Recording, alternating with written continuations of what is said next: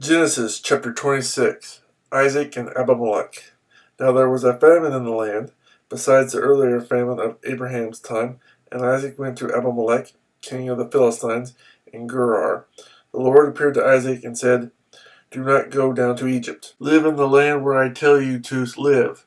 Stay in this land for a while, and I will be with you, and will bless you. For to you and your descendants I will give all these lands, and will confirm the oath I swore to your father Abraham. I will make your descendants as numerous as the stars in the sky, and will give them all these lands. And through your offspring all nations on earth will be blessed, because Abraham obeyed me and kept my requirements, my commands, my decrees, and my laws." So Isaac stayed in Gerar. When the men of the place asked him about his wife, he said, "She is my sister," because he was afraid to say, "She is my wife." He thought, "The men of this place might kill me on account of Rebekah, because she is beautiful." When Isaac had been there a long time, Abimelech, king of the Philistines, looked down from a window and saw Isaac caressing his wife Rebekah. So Abimelech summoned Isaac and said, "She is really your wife. Why did you say she is my sister?" Isaac answered him, "Because I thought I might lose my life on account of her." Then Abimelech said, "What is this you have done to us? One of the men might well have slept with your wife, and you would have brought guilt upon us." So Abimelech gave orders to all the people, "Anyone who molests this man or his wife shall surely be put to death." Isaac planted crops in that land, and the same year reaped 100-fold, because the Lord blessed him.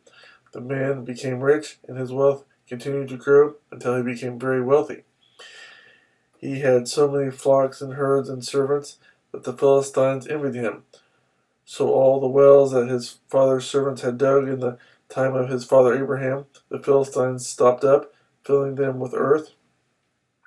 Then Abimelech said to Isaac, "Move away from us. You have become too powerful for us." So Isaac moved away from there and encamped in the valley of Gerar and settled there. Isaac reopened the wells that had been dug in the time of his father Abraham, which the Philistines had stopped up after Abraham died, and he gave them the same names his father had given them. Isaac's servants dug in the valley and discovered a well of fresh water there. But the herdsmen of Gerar quarreled with Isaac's herdsmen and said, "The water is ours." So he named the well Esek, because they disputed with him. Then they dug another well, but they quarreled over that one also. So he named it Sitnah. He moved on from there and dug another well, and no one quarreled over it. He named it Rehoboth, saying, "Now the Lord has given us room, and we will flourish in the land." From there he went up to Beersheba.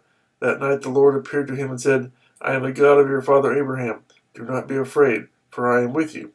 I will bless you and will increase the number of your descendants for the sake of my servant Abraham."